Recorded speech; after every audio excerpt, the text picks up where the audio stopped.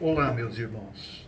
Estamos aqui de volta, mais uma vez, nessa quarta-feira gostosa, nesse momento precioso que Deus nos dá, e eu quero meditar com os irmãos na palavra de Deus e gostaria de convidar você a compartilhar comigo o livro de Jó, no seu capítulo 42. Deus tem incomodado o meu coração no sentido de conversar sobre este texto que eu estou chamando essa mensagem, essa pequena mensagem de lições de Jó em tempos de coronavírus. Eu leio Jó 42, de 2 a 6, que vai dizer assim: sei que podes fazer todas as coisas, e ninguém pode frustrar teus planos. Perguntaste: quem é este que com tanta ignorância questiona a minha sabedoria? Sou eu. Falei de coisas de que eu não entendia, coisas maravilhosas demais que eu não conhecia. E disseste: ouça e eu falarei, e eu lhe farei algumas perguntas, e você responderá.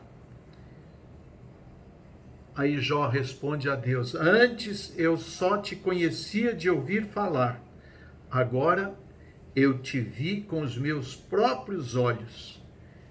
Retiro tudo o que disse e me sinto arrependido no pó e nas cinzas. Vamos orar neste momento? Pai Santo, eu te peço que esta palavra encontre um lugar especial no nosso coração, no coração do meu irmão, daquele que está ouvindo este momento, esta palavra. E que o Senhor possa nos ensinar a como viver neste mundo de tantas dificuldades como nós estamos vivendo, de conflitos, de sentimentos, a como viver da melhor maneira possível. Nós te pedimos no nome de Jesus. Amém. Irmãos, como anda a sua sensibilidade? Seus sentimentos?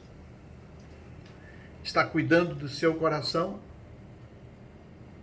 Está cuidando do seu coração como sede ou fonte das emoções, dos sentimentos? Isso é importante.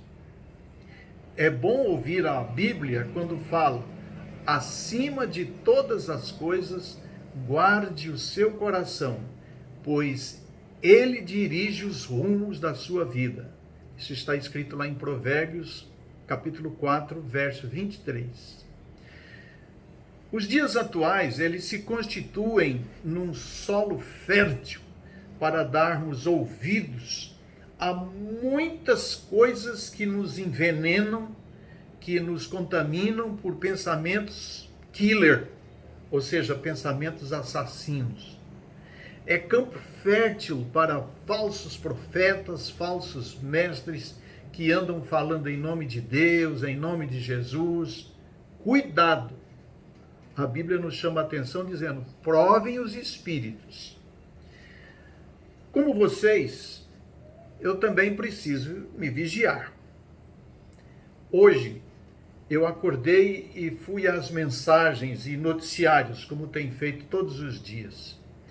E um tanto sensibilizado, como muitos, eu acredito, ouvi algumas mensagens com um cunho profético que me despertou a buscar conforto na palavra de Deus e a orar, pedindo a Deus perdão por minha pouca ou fraca fé, bem como pedindo a Ele para que me fortaleça. E eu fui.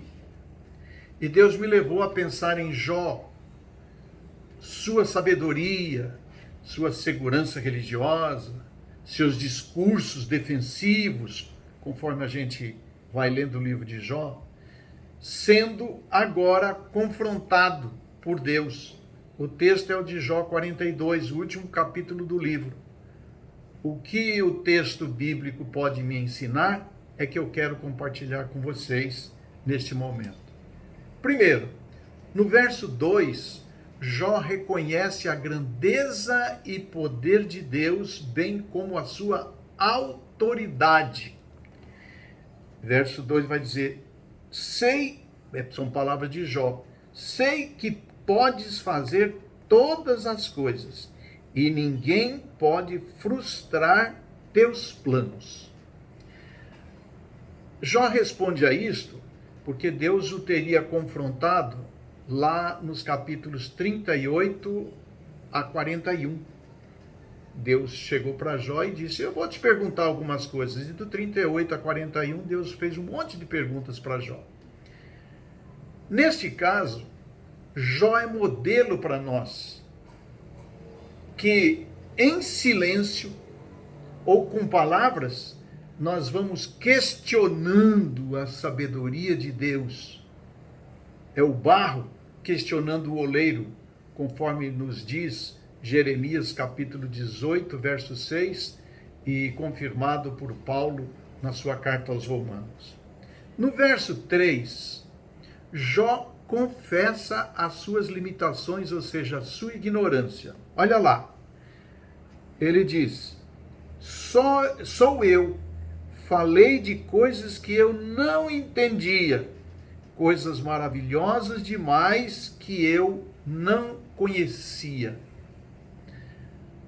As nossas limitações podem nos levar a pecar contra o Criador, bem como líderes, como pregadores ou como anunciadores, conduzir outros para caminhos estranhos.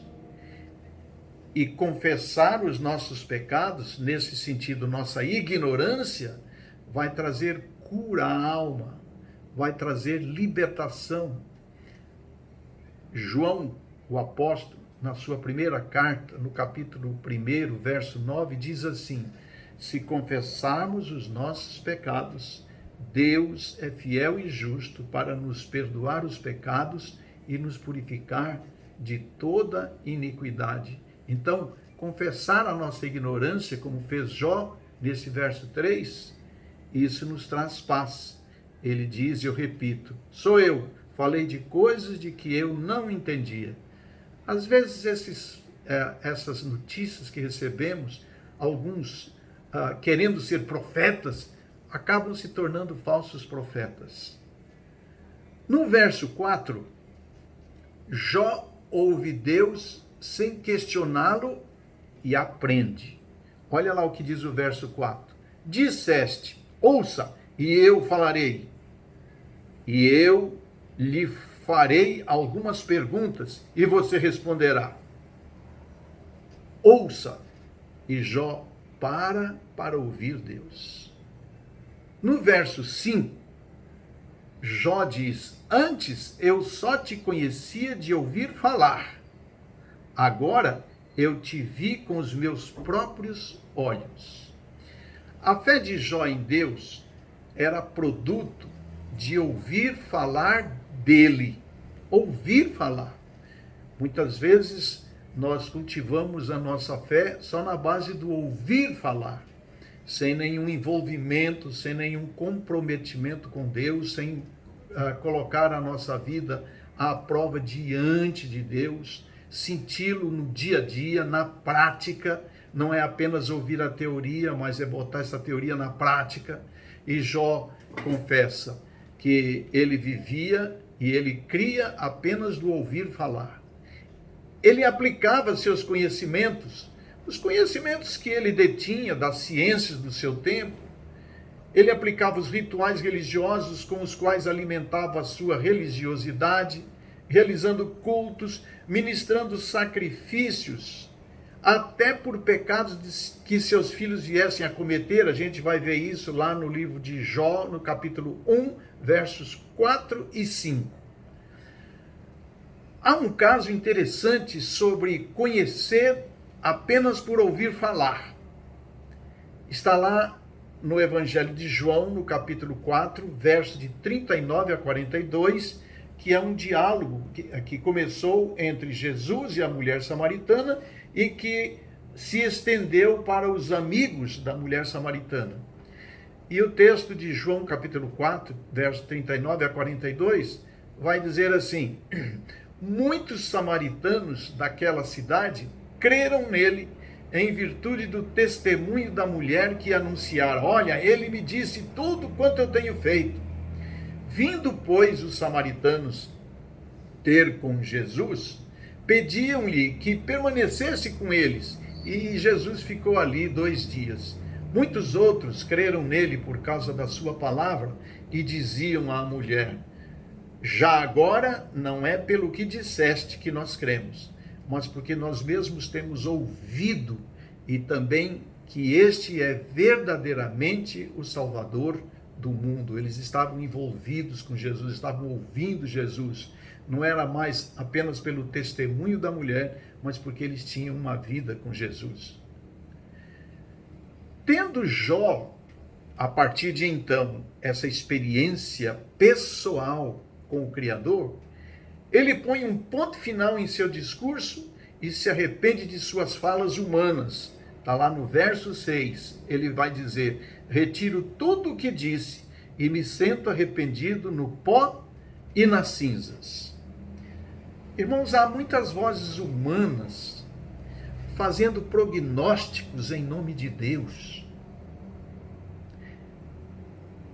Eu temo serem estes falsos profetas que só causam problemas à nossa fé, às vezes já um tanto debilitada frente aos questionamentos da vida.